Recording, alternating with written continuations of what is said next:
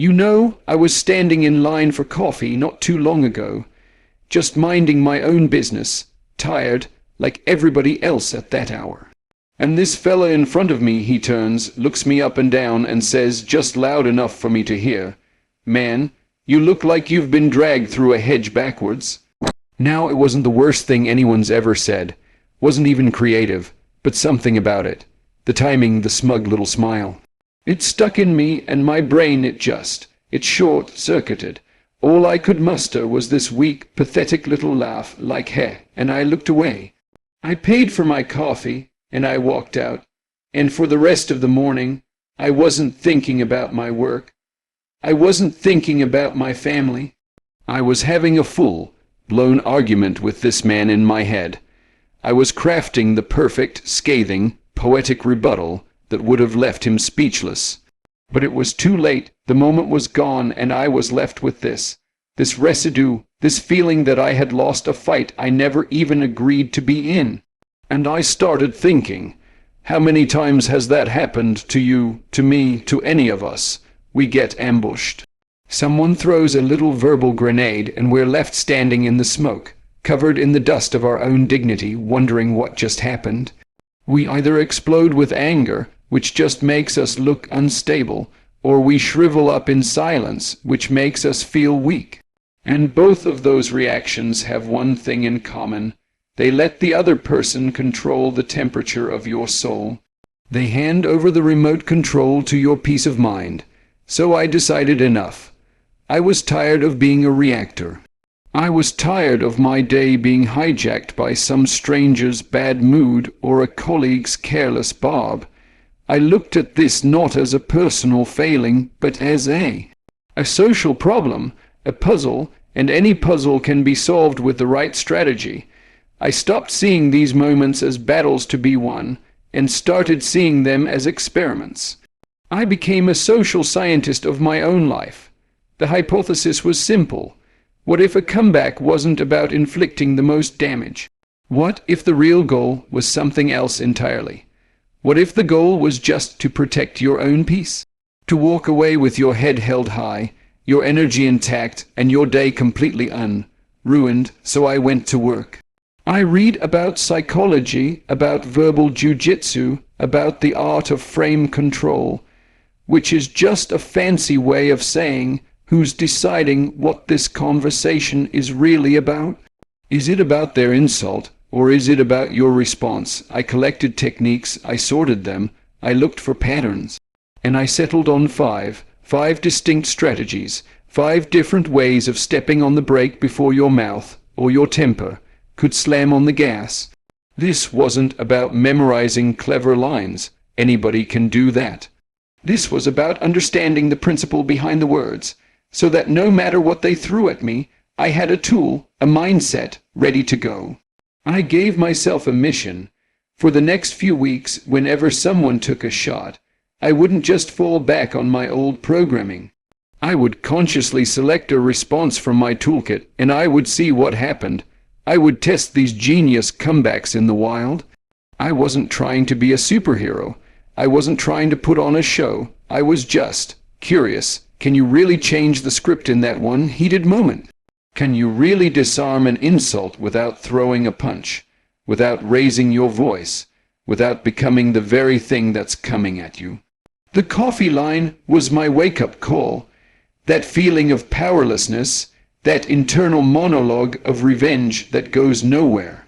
That was the fuel, and this experiment, this decision to stop reacting and start responding, that was the match. I was about to find out if I could actually win by changing the definition of what winning meant. So the first tool I put in my kit, it was the simplest one. On the surface, it looked almost like surrender. It wasn't fiery, it wasn't sharp, it didn't have a clever punchline. I called it the playful ignore, and the principle behind it was this: you cannot be insulted if you refuse to accept the insult. Let me say that again. You cannot be insulted if you refuse to accept the delivery of that insult. This was about control. When someone throws an insult at you, they're handing you a gift. A terrible, ugly, poisonous gift. But it's a gift nonetheless, and you have a choice. You can take it.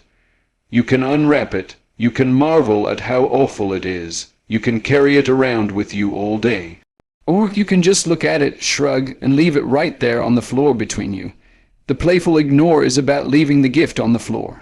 My first real test came at a family barbecue. You know how those are. Cousins you haven't seen in a while, uncles with a little too much beer in them, all that good stuff.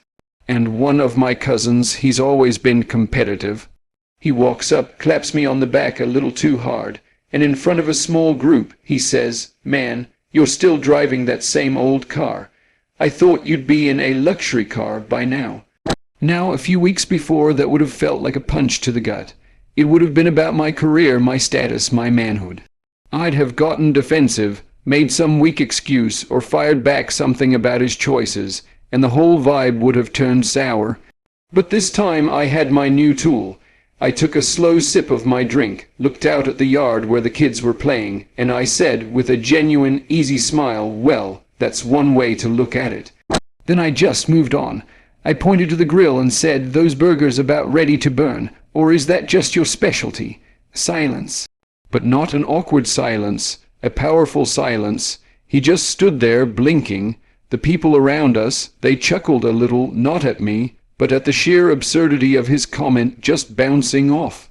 The conversation flowed right past his little dig, like a river flowing around a stone. He was left standing there, holding his ugly little gift, and I had already moved on. I didn't take delivery.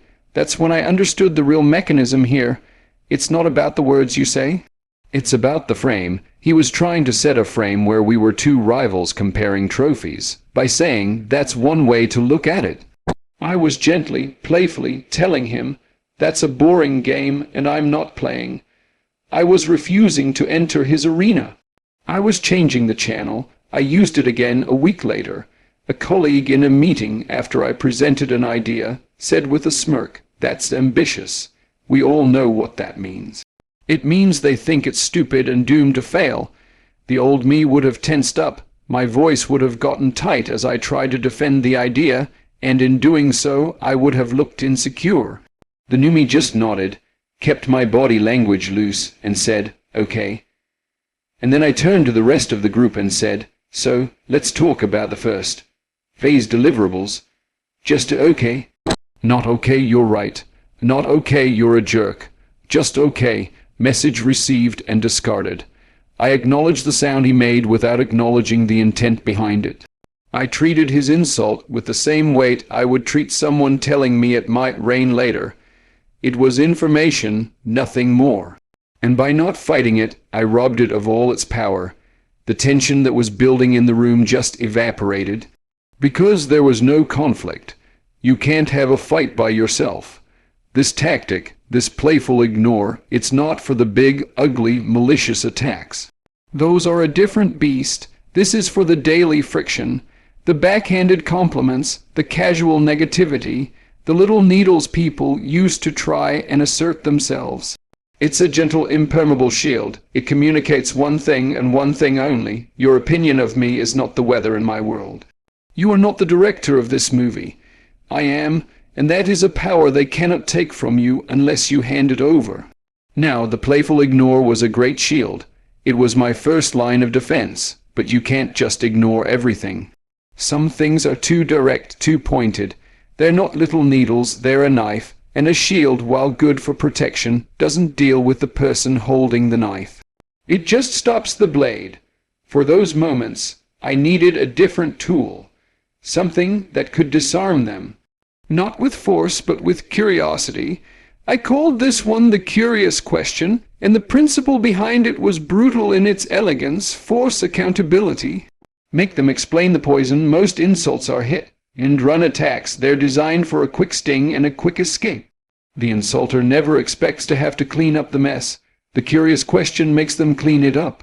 You stop the getaway car, you look them in the eye, and with a tone of genuine, almost clinical curiosity, you ask, "What did you mean by that?"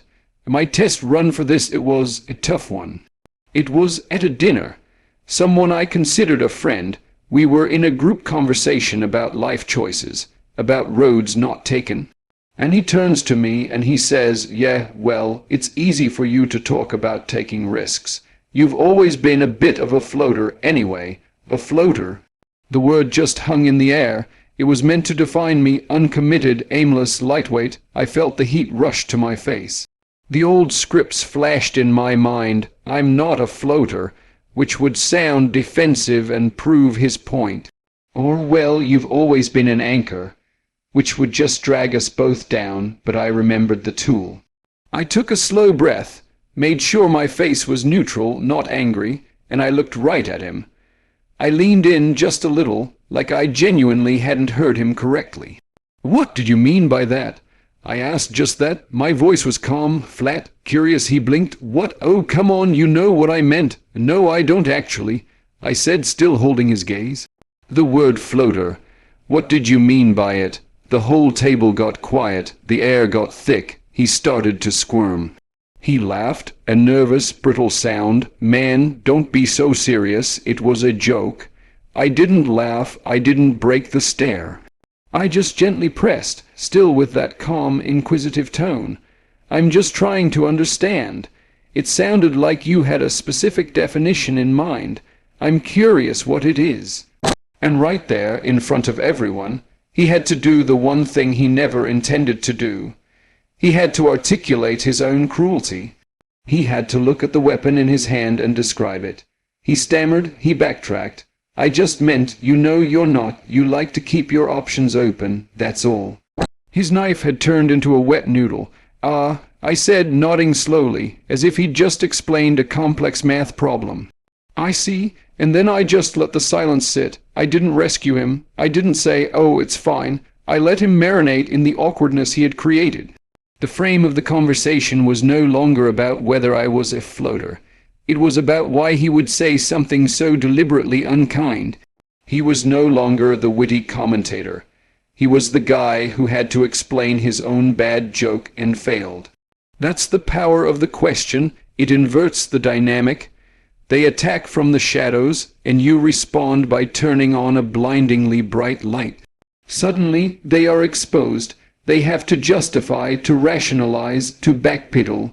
They are forced to either double down on their nastiness, which makes them look like a monster, or they have to retreat, which makes them look foolish. It's not about you defending yourself. It's about putting them on the witness stand. And most people, when their throwaway comment is suddenly treated with the gravity of a sworn testimony, they fall apart.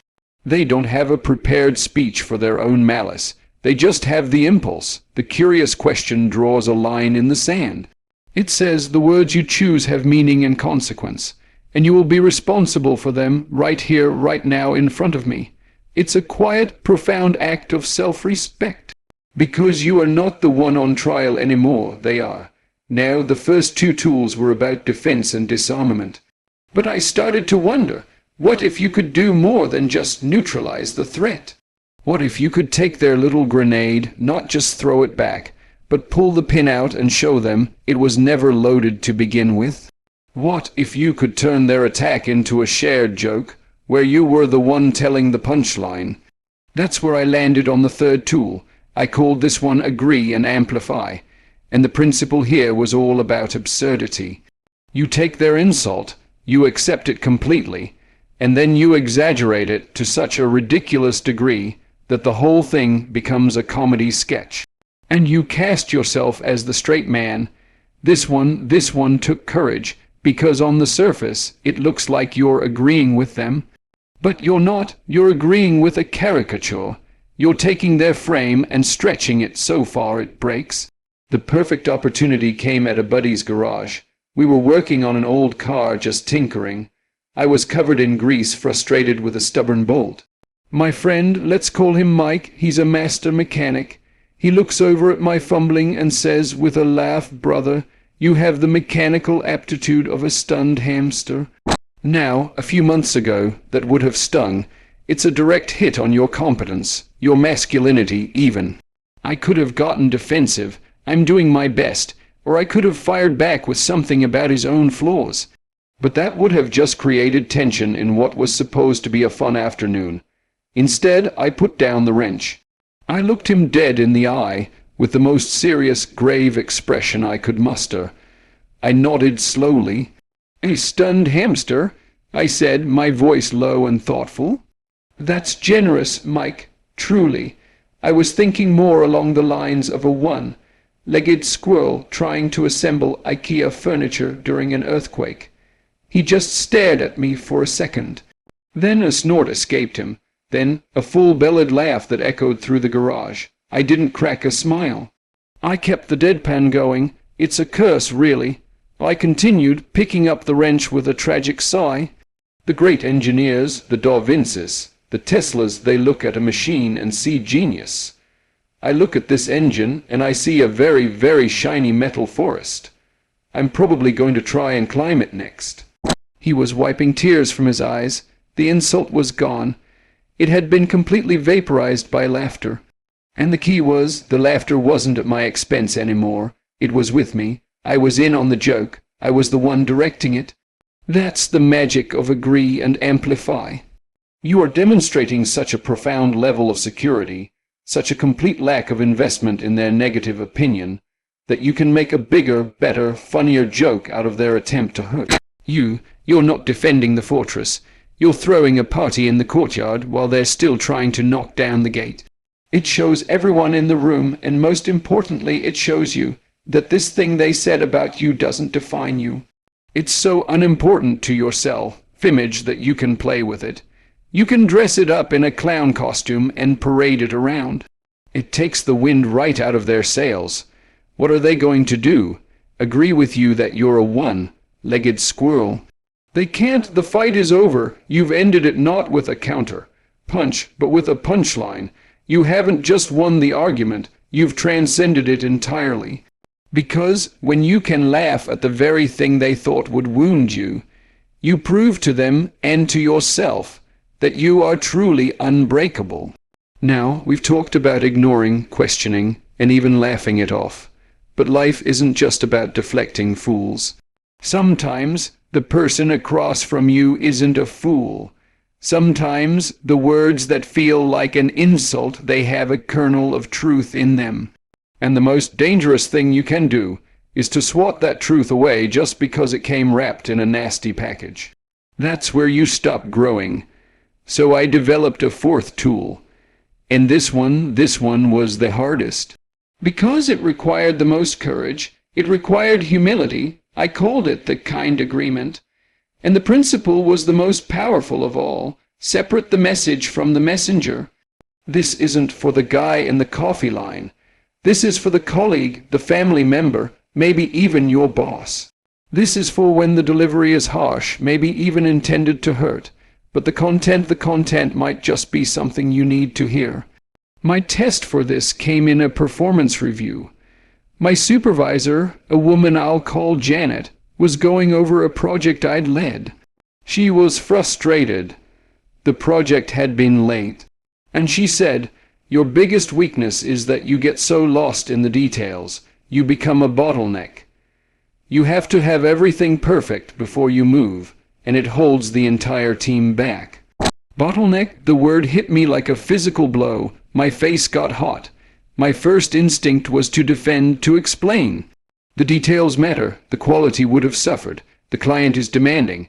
I wanted to list all the reasons she was wrong, all the nights I'd stayed up, all the sacrifices I'd made. I wanted to make her the villain for not seeing my dedication. But I stopped. I took a breath. And I made myself look past her tone, past my own bruised ego, and look only at the content of the sentence. You get lost in the details and become a bottleneck. And you know what? She was right, not entirely. Not about my intentions, but about the pattern. I did get stuck. I had held up the team. I'd been so focused on proving my own worth through perfection that I'd forgotten I was part of an orchestra, not a solo act. So I looked up from the table. I met her eyes, and I said calmly and clearly, "You're right. I can become a bottleneck. I see that. It's a pattern I need to work on." The room changed. The tension, the adversarial energy, just drained away. Her stern expression softened into one of surprise, then respect. She leaned back. "You see that?" "I do," I said. My focus on the details comes from a good place, but the impact on the team is real. It's something I am going to actively manage from now on. I didn't grovel. I didn't throw myself on the mercy of the court. I simply agreed with the truth of the observation. I separated the valuable criticism from the poor delivery, and in doing that, I accomplished several things at once. First, I completely disarmed her. There was no fight to be had. You can't argue with someone who agrees with you. Second, I reclaimed my power. By admitting the flaw, I was showing that I was aware of it, that it was within my control to fix it. I wasn't a victim of her criticism. I was the master of my own improvement. And third, and this is the most important part, I gave myself a gift. I took a piece of data that could have made me bitter and turned it into a tool for my own growth. That word, bottleneck, stopped being a weapon she used against me and became a mirror I could use to see myself more clearly. The kind agreement is the ultimate power move because it requires supreme confidence.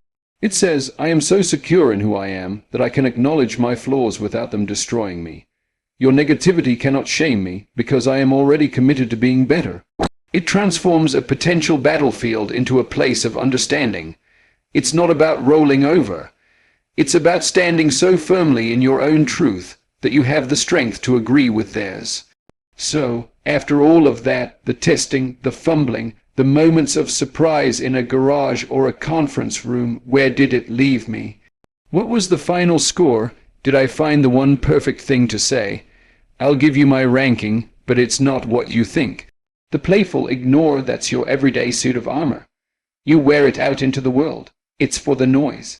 The curious question, that's your scalpel. You use it when you need to perform surgery on a malicious intent.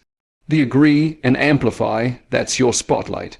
You use it to reveal the absurdity of an attack for everyone to see. And the kind agreement, that's the mirror. You use it not to look at them, but to look at yourself, to find the truth in the rubble. But here is the verdict. Here is the one takeaway that changed everything, the thing that made the whole experiment worthwhile. It wasn't about the words. It was about the silence inside me before the words ever came out. Before I tried any of this, an insult would land, and in that split second I was a reactor. My pulse would jump, my ego would flare. I was a puppet, and they were pulling the strings. The goal was to find a string on them to pull back. But after living with these tools, something shifted. That split second got longer. In that new space, that quiet, suspended moment, a question would appear. Not for them, for me, a simple, powerful question. Do I want to accept what this person is trying to give me? That's it. That's the entire revolution. It's the realization that you are the gatekeeper of your own soul. You decide what comes in and what stays out. An insult isn't a fact, it's an offering, and you have the right, the power, and the dignity to just not accept delivery. The real genius comeback isn't something you say to them. It's the decision you make for yourself in that moment of silence. It's the quiet click of a lock on a gate they didn't even know existed. The words I tested were just different ways of saying no, thank you. Sometimes you say it with a shrug. Sometimes you say it with a question. Sometimes you say it with a laugh.